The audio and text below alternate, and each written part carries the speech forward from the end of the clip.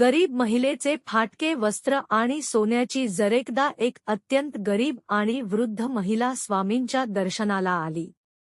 तिची परिस्थिती एवढी हलाखीची होती की तिने अंगावर नेसलेली साडी अनेक ठिकाणी फाटलेली होती. मठातील काही श्रीमंत महिला तिला बाजूला सरकवत होत्या, कारण त्यांना वाटत होते की तिच्यामुळे त्यांचे वस्त्र खराब होईल. स्वामींनी हे पाहिले. त्यांनी त्या गरीब महिलेला स्वतःजवळ बोलावले आणि तिच्या फाटलेल्या साडीच्या पदराला स्पर्श केला.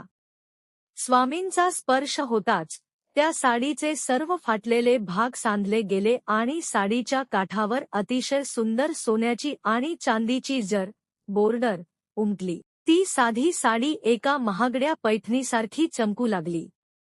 स्वामींनी लोकांना दाखवून दिले की माझ्या दरबारात भक्ताच्या कपड्यांची किंमत नाही, तर त्याच्या अंतःकरणातील शुद्ध भावनेची